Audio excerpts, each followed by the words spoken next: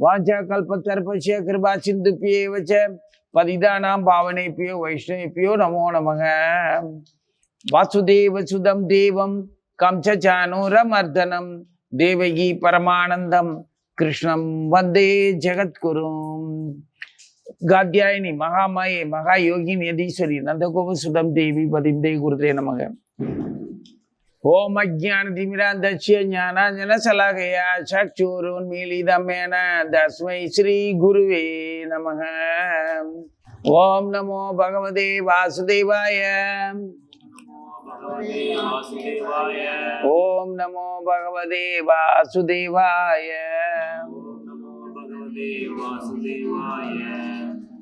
ஓம் நமோ பகவதே வாசுதேவாய.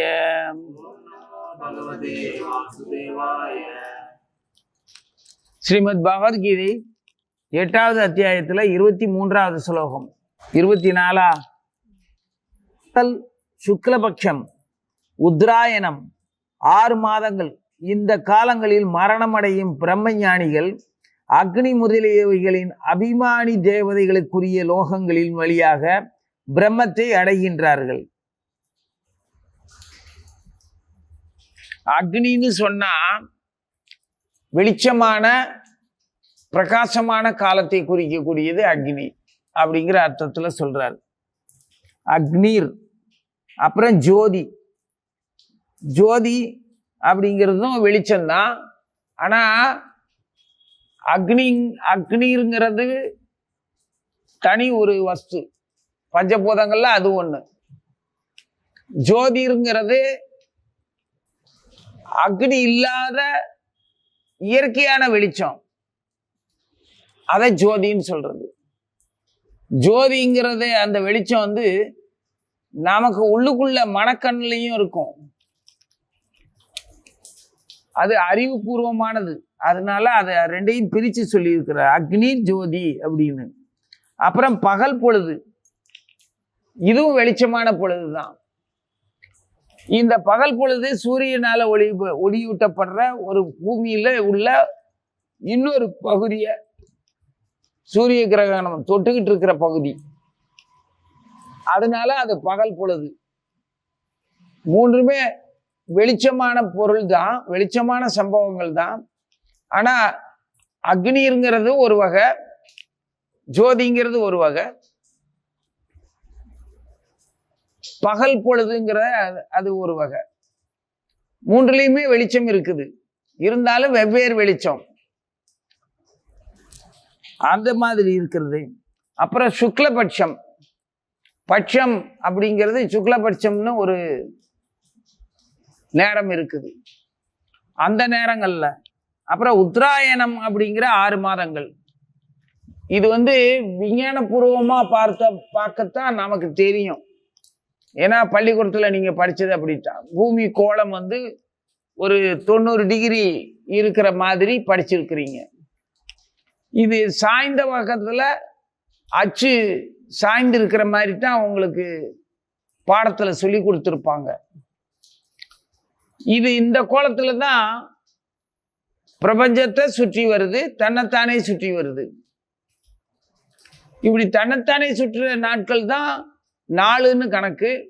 மொத்த சுற்ற வருஷம்னு சொல்றோம். 365 நாட்கள் ஆகுது. இதுல பூமி பக்கத்துல இருக்கக்கூடிய சந்திரனுடைய ஒளி படுறது, சந்திரனுடைய ஆதிக்கம் இருக்கிறதும், சந்திரன் பூமி கூடவே சேர்ந்து சுத்திக்கிட்டு வருது. சந்திரனும் பூமியும் ஒன்றை ஒன்று ஆகர்ச்சி, அதாவது ஒன்றை ஒன்று இழுத்துக்கிட்டு கைகோர்த்து சுத்தி வருதுங்க. அப்போ இதுல 6 மாசம் உத்தராயணம்ங்கிறது இப்ப நம்ம நடைமுறையில பார்க்கும்போது கிழக்கிலிருந்து சூரியன் உதயமாகிறது பொதுவா தெரியும். ஆனா வடகிழக்குல இருந்து நகர்ந்து தென்கிழக்கு வரைக்கும் வந்துட்டு திரும்ப தென்கிழக்குல இருந்து நகர்ந்து வடகிழக்கு போற மாதிரி தான் நமக்கு உதய நாளிகை கணக்குல பார்க்கறதுக்கு அப்படி தெரியும். அப்போ சூரியன் வடகிழக்குக்கு நகர்ந்து நடுப்பகுதியில இருந்து, அதாவது நம்ம நிக்கிறோம், கிழக்க பார்த்து நீங்க நிக்கிற, உனக்கு நேர வர்றது இருக்கிற அந்த புள்ளியிலிருந்து வடகிழக்கு வரைக்கும் நகர்ந்து போய்கிட்டே இருக்கும். தினசரி சூரியன் உதயமாகும் போது கிழக்க தான் உதயமாகுது. ஆனா ஒரு 6 மாசம் வரைக்கும் வடக்க நகர்ந்து வடக்கில் இருந்து வடகிழக்கு பகுதிக்கு நோக்கி நகர்ந்துகிட்டே இருக்கும் உதய நேரம். ஏன்னா பூமி சாய்ந்து இருக்கிற இந்த பாடத்துல உள்ளபடி நினைச்சு பார்த்தீங்கன்னா புரியும். அப்புறம் நமக்கு இடது பக்கத்துல தென்பகுதிக்கு நகர்ந்து வரும். நம்ம நடுல இருந்து அப்படி அது தட்சிணாயனம் அப்படிங்கிறது தென்பகுதியில 6 மாசம். தென்கிழக்குல இருந்து புறப்பட்டு நடுப்பகுதிக்கு வந்து திரும்ப வடகிழக்க நோக்கி நகர்ந்துகிட்டே இருக்கும். ஒவ்வொரு நாளும் உதயமாகும் போது இதை நீ கவனிச்சேன்னா தெரியும். அந்த 6 மாதங்கள் அது வடக்கு சூரியன் வடக்கு நோக்கி நகர்ற அந்த வடகிழக்கு நோக்கி நகர்ற அந்த உதய நாளிகைகள், அந்த 6 மாதங்கள் மொத்த காலங்கள். அந்த காலத்திலையும் அக்னீர், அதாவது வெளிச்சமா இருக்கக்கூடிய காலத்திலையும் ஜோதி, நெருப்பு இல்லாத அக்னி இல்லாத பகல் வெளிச்சம். அப்புறம் சூரியனால கிரகணங்கள் பூமியில எந்த பகுதியில தொட்டுக்கிட்டு இருக்குதோ அந்த குறிப்பிட்ட காலங்கள், அந்த பகுதியிலிருந்து புறப்படுற ஜீவர்கள். அப்போ இந்த 3 காலங்களையும் 4வதா சூரியன் வடக்கு நோக்கி நகர்ந்துகிட்டு இருக்கிற அந்த பருவ காலங்களையும் ஜீவர்கள் பூமியை விட்டு, அதாவது உடலை விட்டுட்டு, பூமியில உடலை விட்டுட்டு அவன் புறப்படுற காலம். அந்த காலத்துல அவனுடைய பயணம், யாத்ரா, ஜீவனுடைய பயணம் அடுத்த உடலை தேடி போற அந்த காலத்துக்குள்ள இந்த மாதிரி காலத்துல போனான்னா அவனுக்கு அடுத்த உடலுக்கு உடனடியா போய் சேர மாட்டான். அவன் அந்த அபிமானி தேவதைகள், அக்னி முதலிய அபிமான தேவதைகள், அக்னி முதலிய அபிமான தேவதைகள்னா யாருன்னா சூரியனோ சந்திரனோ, இந்த பகல் பொழுதுக்கு அதிபதியா யார் இருக்காங்களோ அவங்க. அந்த தெய்வங்கள் மூலமா, அதாவது பகவானுடைய வைபவத்துல பங்கேற்று அவருடைய திட்டப்படி செயல்படக்கூடிய பூதங்கள், பஞ்சபூதங்கள் ஆகட்டும், பிரகிருதி ஆகட்டும், எல்லாமே இவங்களுடைய உதவியினால அவன் அந்த ஜீவன் வந்து பிரம்மத்தை அடைகின்றார்கள் அப்படிங்கிறாரு. பரபிரம்மம் அப்படிங்கிறது, பிரம்மம்ங்கிறது எங்கும் நிறைந்த பரம்பொருளோட ஒரு அம்சம். அந்த பிரம்மத்தை அடைகின்றார்கள்ன்றாரு கிருஷ்ணர். அப்போ இது எந்த வகையில அவனுக்கு ஜீவனுக்கு உதவியா இருக்கும்னா, உடனடியா அவனுடைய பாவ புண்ணியங்கள், அவனுடைய நல்லது கெட்டது அப்படிங்கிற அந்த அபிப்பிராயத்துக்குரிய சொர்க்கம் மற்றும் நரகம் அப்படிங்கிற இன்பலோகம் துன்பலோகம் தண்டிக்கப்படக்கூடிய இடங்களுக்கு உடனடியா போக மாட்டான். இந்த பிரம்மத்துல போய் கலந்து அடைஞ்சு பத்திரமா இருப்பான். அவனுடைய தண்டனையோ அவனுடைய பாவ புண்ணியங்கள் எல்லாம் பரிசீலிக்கப்பட்டு அவனுக்கு அந்த ஜீவனுக்கு எந்த ஒரு தண்டனையும் இல்லாம, அது தண்டனை இருக்கும், பாவ புண்ணியத்தினுடைய பலன் போகவே போகாது, அவன் அனுபவிச்சுட்டு தான் ஜெயிக்கணும். ஆனா அடுத்த உடல் வரைக்கும் அவன் அங்க எந்த ஒரு உபாதையும் அடையாமல் பத்திரமாக இருக்கலாம் பிரம்மத்துல அப்படின்னு அவரே சொல்றாரு. அதே சமயத்துல அடுத்த ஸ்லோகத்துல சொல்றாரு, புகை, ராத்திரி, கிருஷ்ணபட்சம், தட்சிணாயனம், அந்த தட்சிணாயன 6 மாதங்கள், இவைகளில் உடல் நீத்த யோகி சந்திரனுடைய ஜோதியை அடைந்து மறுபிறவியை அடைகின்றான். பிரம்மத்துல கலந்தவனுக்கு மறுபிறவி கிடையாதா? இருக்கு அவனுக்கு மறுபிறவி. இவனுக்கு உடனடியா கிடைக்கும், அவனுக்கு வந்து உடனடியா கிடைக்காது. அவனுக்கு தண்டனை காலம்னு அவனுக்கு தனியா கிடையாது. யாருக்கு? பகல்ல வெளிச்சத்துல போற யோகிக்கு அவனுடைய தவ பயனால அவனுக்கு பொறுமையா பிரம்மம் எப்போ விடுவிக்கும்? யுக முடிவுல. இதுக்கு முன்னால அவர் சொல்லியிருக்கிற கணக்குப்படி பார்த்தா பல யுகங்கள் ஆகும். பிரம்மம் என்னைக்கும் பிரம்மமாவே தான் இருக்கும். அவன் பிரம்மத்தோட தான் இருப்பான். ஆனா பிறவி எடுத்து மறுபடி பாவ புண்ணிய செயல்களை எல்லாத்தையுமே அவன் அனுபவிச்சு தீர்க்கிற வரைக்கும் அவனுக்கு அங்க உபாதைகள் கிடையாது. இங்க இந்த புகையிலையும் புகை நேரங்கள்ல, புகை நேரம்னா எப்படிப்பட்ட நேரம்? வெளிச்சம் இல்லாத இருள். வெளிச்சத்திலிருந்து பெறக்கூடிய அந்த வெளிச்சத்திலிருந்து தான் வருது புகை. ஆனா புகையில இப்ப நீங்க படிச்சதுன்னா புகையில வந்து தூசி, அந்த கருப்பு புகைங்கிறது என்னது? கார்பன். கார்பன் உங்களுக்கு சொல்லி கொடுத்துருப்பாங்க. கரி, அந்த கரிய நிறங்கள், கரிய படிமங்கள்லாம் அதிகமா இருக்கும். அக்னியில எந்த படிமமும் இருக்காது. படிமம்னா துகள்கள், சின்ன சின்னது, அது கண்ணுக்கு தெரியாது. அந்த புகை எல்லாமே புகை இருக்கிற நேரங்கள்லையும் ராத்திரி நேரங்கள்லையும் இரவுலையும் சூரியன் வந்து இந்த தெற்கு நோக்கி நகர தட்சிணாயன அந்த காலங்கள்ல 6 மாதங்கள்லையும் பூமியை விட்டு போற யோகி உடனடியா சந்திரலோகத்துக்கு போயிட்டு உடனே ரிட்டர்ன் ஆயிடுறான். திரும்ப மறுபடியும் உடனடியாக செயல்களுக்கு தகுந்த மாதிரி, வினைப்பயன்களுக்கு தகுந்த மாதிரி ஒரு கர்ப்பத்தை, ஒரு யோனியை அடைஞ்சிடுறான் அப்படின்னு இந்த ரெண்டையும் பிரிச்சு சொல்றாரு. இதை மீண்டும் திரும்ப வலியுறுத்தி சொல்றது எதுக்காக?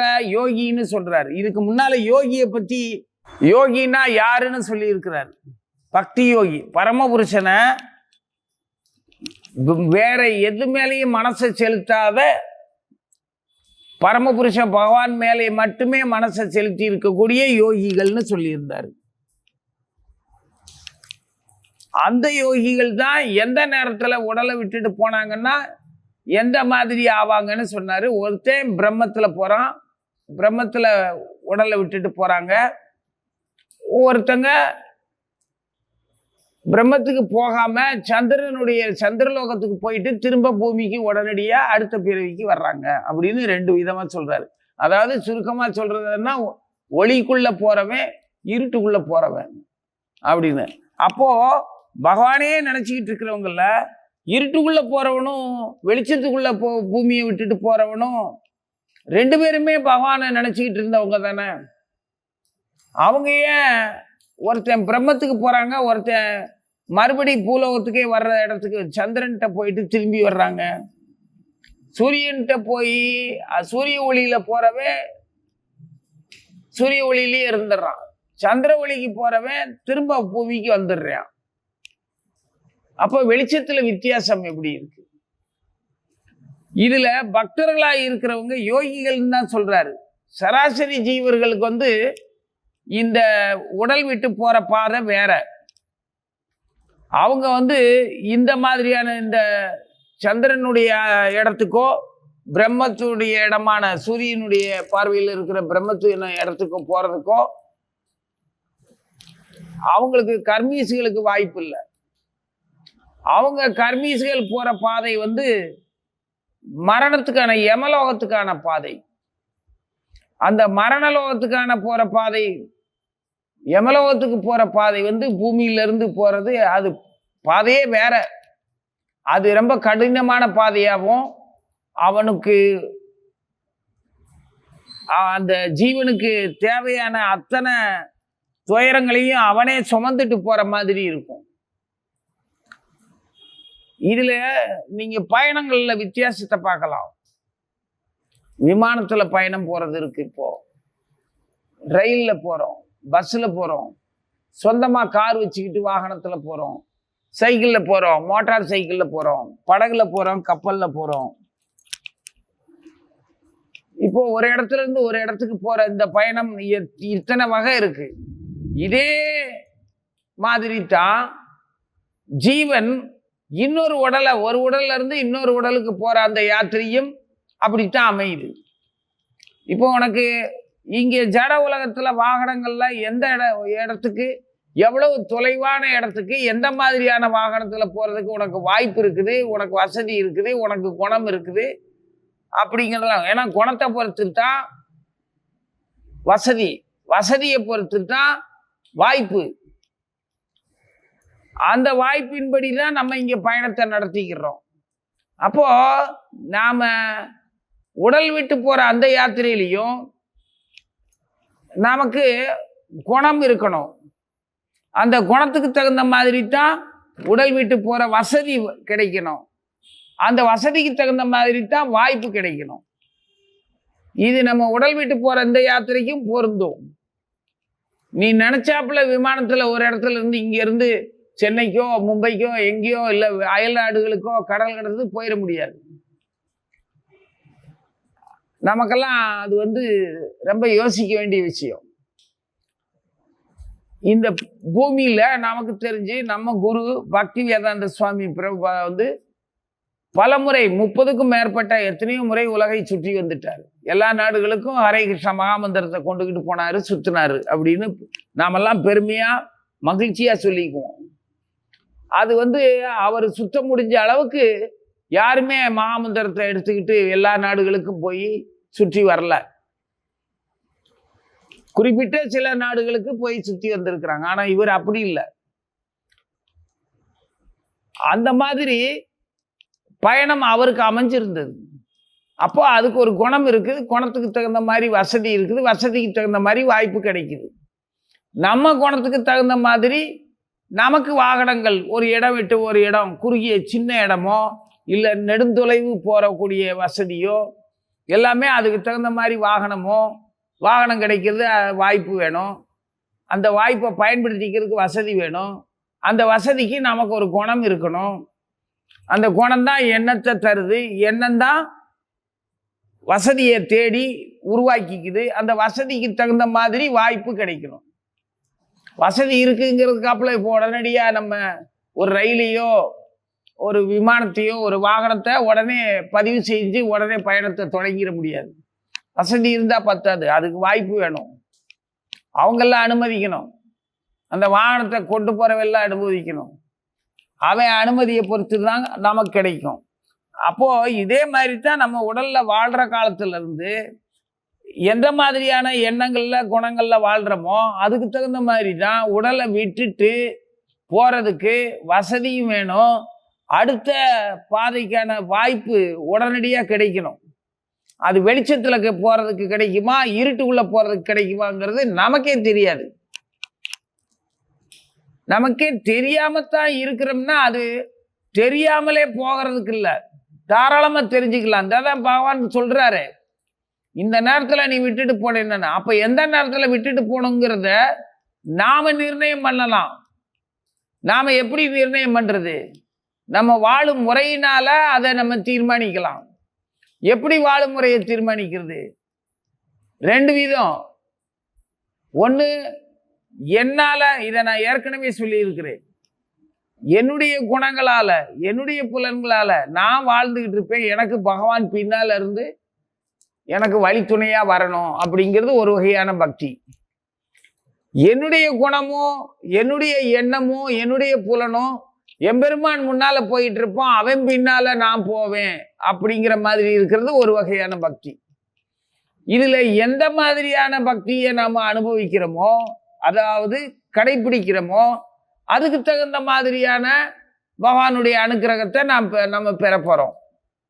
இதே மாதிரி தான் எண்ணங்களாலேயும் செயல்களாலேயும் இங்கே எந்த மாதிரியெல்லாம் வாழ்நாள் ஆயுள் நாட்களை நாம் அனுபவித்து கழிக்கின்றோமோ, அந்த அனுபவித்து கழிக்கிறதுல எந்த மாதிரியான எதிர் விளைவுகளையோ அல்லது நேரான விளைவுகளையோ நாம் சம்பாதிக்கிறோமோ, அதில் நமது மனமோ எண்ணமோ எந்த மாதிரி வேலை செய்தோ அதுக்கு தகுந்த மாதிரி இந்த உடல் விட்டு போகிறதுக்கான வாய்ப்பு நமக்கு கிடைக்குது. அப்போ வெளிச்சத்தில் போகிற வாய்ப்பையும் இருட்டுக்குள்ளே போகிற வாய்ப்பையும் நாம தான் தீர்மானிக்கிறோம் நம்ம வாழும் முறையினால. இதை யோசிக்கிறதுக்கு நம்ம பயப்பட வேண்டிய பயமோ சந்தேகமோ குழப்பமோ எதுவுமே தேவையில்லை. பகவானுடைய சிந்தனையில் இருக்கிறது மட்டும்தான் தேவைப்படுது. பகவானுடைய சிந்தனையில் இருக்கிறதுனா என்ன அர்த்தம்? பகவானே சிந்திச்சுக்கிட்டு தான் இருக்கிறேன் நானும் அப்படின்னா, சிந்திக்கிற விதத்தில் எவ்வளவோ இருக்குது. ஆசையோடையும் பயத்தோடையும் சிந்திக்கிறது ஒரு வகை, ரொம்ப பிரியமாக ஆசையோ பயமோ இல்லாம யோசிக்கிறது ஒரு வகை. ஆசையும் பயமும் இல்லாம எப்படி யோசிக்க முடியும் அப்படின்னா, பகவானை பற்றிய செய்திகளையும் பகவானை பற்றிய அவர் நடத்தின லீலைகளையும் பற்றுமே ரசிச்சு அதுல எந்த மாதிரியான உணர்வுகளை பகவான் நடத்திக்கிறார், நமக்கு என்ன புரிஞ்சிக்க வைக்கிறார் அப்படிங்கிறது தான் தோணணும். அது ஒவ்வொருத்தர் குணத்துக்கு பொறுத்து தான் வரும். இப்போ பிரம்மலோகத்துல இருந்து பிரம்மா பூமிக்கு வந்து கிருஷ்ணனுடைய சகாக்களை பிரம்மலோகத்துக்கு அவர் ஒரு இடத்துக்கு கொண்டு போய் ஒளிச்சு வச்சுட்டாரு. பிரம்மலோகத்துல இங்க இந்த பையன் தேடுறானா பார்ப்போம் அப்படின்னு தேடுறான். அவர் எதுக்காக அப்படி ஒளிச்சு வச்சாரு? இந்த பையன், அதாவது கிருஷ்ணங்கிற அந்த சிறுவன், அவனுடைய சகாக்களையும் கன்றுகளையும் காணாம போனதுக்கு அவன் என்ன பண்றான்னு ஒளிச்சு வச்சிருந்தாரு. கிருஷ்ணர் பிரம்மாவுடைய வேலையை பார்த்துட்டு கன்றுகளாகவும் கோபியர்களாகவும் இந்த கோபால பசங்களாகவும் அவரே மாறிட்டார். அவன் கிருஷ்ணரை சோதிச்சான். ஆனா கிருஷ்ணர் அதுக்கு அஞ்சாம அவனை பற்றி பிரம்மாவை பற்றியோ பிள்ளைகள் காணாம போனதை பற்றியோ கவலை இல்லாம பிள்ளைகளுடைய தாய்மார்களும் கன்றுகளுடைய தாய் பசுக்களும் கவலைப்படுவாங்களேன்னு சொல்லிட்டு அவங்களுடைய கவலையை முதல்ல தீர்க்கிறதுக்காக தன்னை அவங்களுடைய பிள்ளைகள் மாதிரியும் அவங்க கன்றுகள் மாதிரியும் மாறிக்கிட்டாரு. அவங்கள ஆறுதல் படுத்திட்டு அதுக்கப்புறமா தான் தன்னுடைய சகாக்களையும் கன்றுகளையும் காப்பாற்றுறதுக்கான நடவடிக்கையை அதுக்கப்புறம் தான் யோசிக்கணும்னு முதல்ல அவங்க கவலையை தீர்த்துட்டாரு.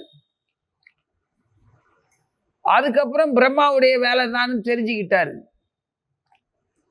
பிரம்மா பழையபடி வந்து பார்க்கும்போது இங்க எல்லாரும் இருக்கிறாங்க.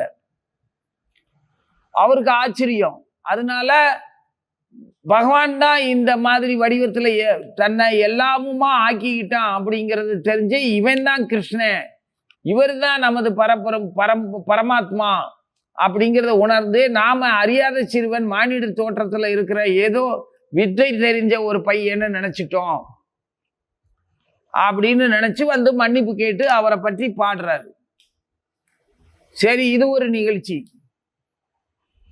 இதே மாதிரி பூமிக்கு வந்த கிருஷ்ணனை கிருஷ்ணன் தான் இவன் அப்படின்னு பரம்பொருள் தான் அப்படின்னு தெரியாமலே இந்திரனும் இந்த பூமியை காப்பாற்ற வேண்டியவன், பூமிக்கு வேண்டிய வளத்தையும் வாழ்வையும் ஜீவர்களுக்கு நன்மை அளிக்கக்கூடிய ஒரு பொறுப்புல இருக்க பதவியில் இருக்கக்கூடிய அந்த தெய்வமான கடவுள் தேவதை, இன்பத்தின் தேவதை இந்திரன், அவனும் இந்த கிருஷ்ணனை பார்த்து இவன் அவதாரம் பண்ணி இருக்கிறது புரிஞ்சிக்காம ஏதோ ஒரு சித்து வேலை தெரிஞ்ச ஒரு போக்கிரி சிறுவன் அப்படின்னு நினைச்சுக்கிட்டு அவனும் தான் வந்து விளையாண்டான். அவனால என்ன செய்ய முடியும் பார்ப்போம், இவங்களை எப்படி காப்பாத்துறான்னு பார்க்கலாம் அப்படின்னு சொல்லி மலையை கொட்டுன்னு கொட்ட வச்சுட்டு அதுக்கப்புறம் உண்மை தெரிஞ்சு மன்னிப்பு கேட்டு வந்து நீங்க எப்படிப்பட்டவங்கன்னு எனக்கு அவருடைய சிறப்பு தன்மையை பரம்பொருளை பற்றியே பாடுறான். அது பிரம்மா பாடினதும் இருக்குது பகவானை பற்றி, இந்திரன் பாடினதும் இருக்குது. மன்னிப்பு கேட்டது கோவிந்த பட்டாபிஷேகத்தை அவன் தான் நடத்துறான். அப்போ இந்திர விழாவும் அப்படித்தான், பிரம்மோற்சவமும் அப்படித்தான் பகவானுக்கு. இந்த மாதிரி பகவானை கொண்டாடின தேவதைகள் ஒரு பக்கம், பகவான் நிறைய பேரை சமகாரம் பண்ணி இருக்கிறாரு, அந்த விழாக்கள் லீலைகள் ஒரு பக்கம். இது எல்லாத்தையுமே நாம எந்த நேரமும் நினைச்சுக்கிட்டு இருக்கிறோம்னா அந்தந்த செய்தியிலையும் அந்தந்த கதைகள்லையும் அவர் நடத்தின லீலையிலையும் அவருடைய குணம், அவர்கிட்ட இருந்தவர்களுடைய குணம், அந்த அவங்க சந்திச்ச சம்பவங்கள், துயரங்கள், மகிழ்ச்சிகள், துயரங்கள்ல இருந்து விடுபட்டது, அந்த மகிழ்ச்சியை அவங்க எல்லாருக்கும் பங்களிச்சு விநியோகம் பண்ணி எல்லாரையும் சேர்த்து கொண்டாடினது, இதுல எல்லாம் நம்ம மனம் லயிக்குதுன்னா நமக்கு ஒரு எண்ணமும் உணர்வும் கேள்வியும் அது எப்படி இது இப்படின்னு சந்தேகமும் எல்லாமே வரும். எதுவுமே வராமலும் கொண்டாட முடியும். அதாவது எந்த மாதிரியான கேள்வியோ அதுல ஆசையோ இதை நம்ம இப்படி பேசணும்னா இப்படி நினைச்சோம்னா நமக்கு இந்த பலன் கிடைக்கும் அப்படிங்கிறத பற்றியோ எதுவுமே தெரியாமலும் கொண்டாட முடியும். எல்லாத்துக்கும் பலன் கருதியும் அதுக்கு ஒரு அர்த்தம் கற்பிச்சோம், அதுக்கு ஒரு கேள்வியை கேட்டோம், அந்த கேள்விக்கு ஒரு சமாதானத்தை சொல்லிக்கிட்டோம், இப்படி குணங்களாலேயும் கொண்டாட முடியும். அப்போ எந்த மாதிரியான குணத்துல எந்த மாதிரியா நம்ம சந்திக்கிறோமோ, பகவான் பக்தியில மட்டுமே இவ்வளவு இன்னும் நிறைய இருக்குது. இருக்கிற இந்த மனோபாவங்களுக்கு இறைவனை பற்றிய சிந்தனையே இல்லாம வெறும் தன்னுடைய உடலையும் உடலுக்கு சம்பந்தப்பட்ட புலன் திருப்திக்கான தேவைகளுக்கு மட்டுமே மனசையும் அறிவையும் செலவழிச்சு வாழ்றவனுக்கும், பக்தியில வாழ்றவங்களுக்குள்ள இவ்வளவு வகை. வெறுமன புலனுக்காக மட்டுமே வாழ்றவன் வகையில எவ்வளவோ இருக்குது. ஆக 2 பேருக்குமே 2 வகையானவர்களையும் பல பிரிவுகள் இருக்குது, பல மனோபாவங்கள் இருக்குது.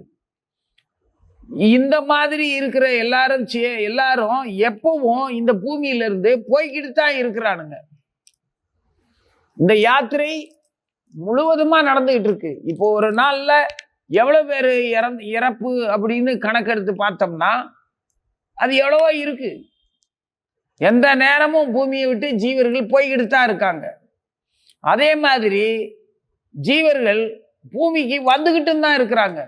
இந்த போக்குவரத்து எந்த சிக்கலும் இல்லாம, ஓய்வே இல்லாம, கொஞ்சம் கூட இடைவெளி இல்லாம நடந்துகிட்டே தான் இருக்குது. புரியுதா?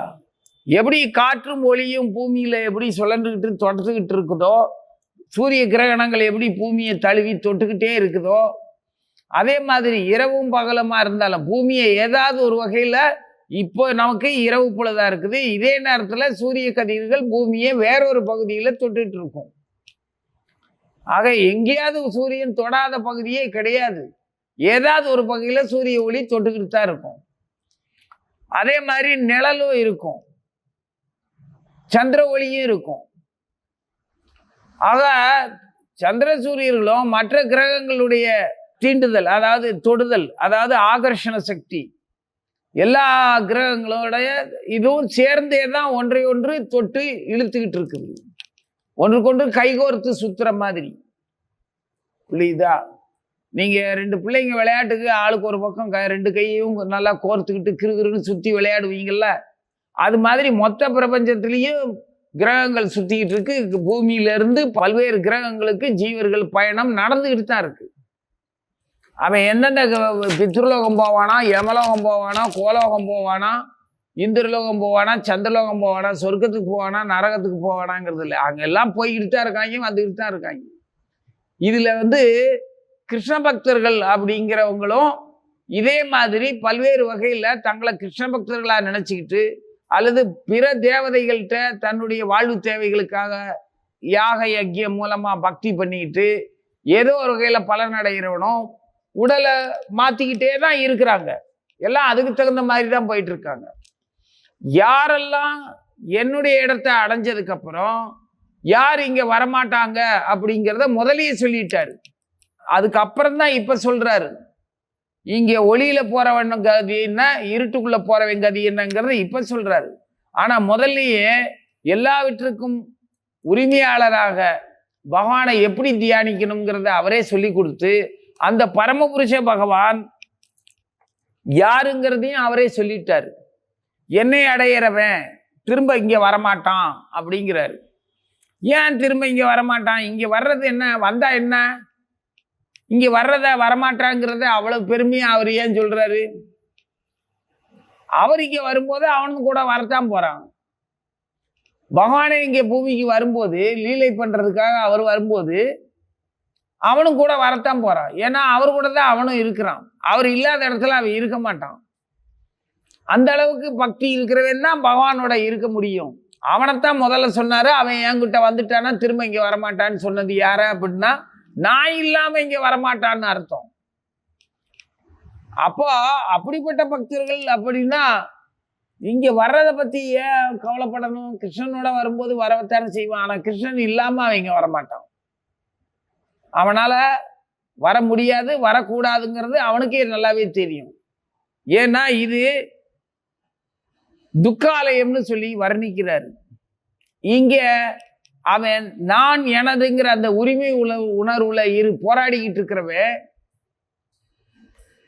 அந்த போராடிக்கிட்டு இருக்கிறவனுக்கு மத்தியில பக்தனுக்கு வேலை இல்லை. அதனால இங்க அவன் வர தேவையில்லை.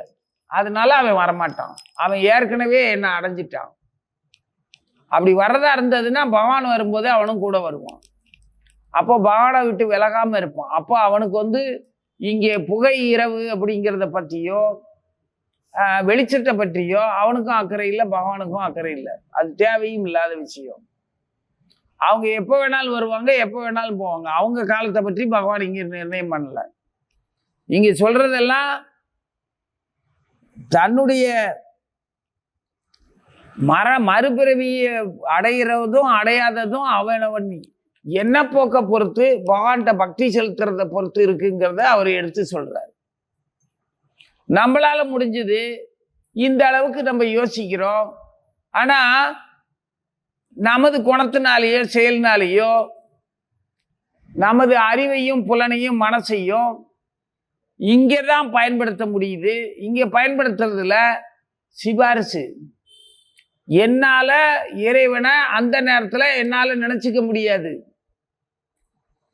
அதுக்கு நான் வாழும் காலத்திலேயே எப்போ இந்த பூமியை விட்டு போகிறனோ அந்த நேரத்தில் எனக்கு இந்த பூமியை பற்றிய ஜட உலக பிரஜை நினைவுகள் இல்லாமல் என்னுடைய குற்ற செயல்களுக்கும் ஏக்கத்துக்கும் பயத்துக்கும் ஆசைக்குமான உணர்ச்சிகள் இல்லாமல் எண்ணம் முழுவதுமே இறைவனை பற்றிய சிந்தனையில் நான் இருக்கணும் அப்படிங்கிறதுக்கு உதவி செய்யறதுக்கு ஆச்சாரியர்களையும் நமது மற்ற வணங்கக்கூடிய இஷ்ட தெய்வங்களையும் துணைக்கி சேர்த்துக்கணும்.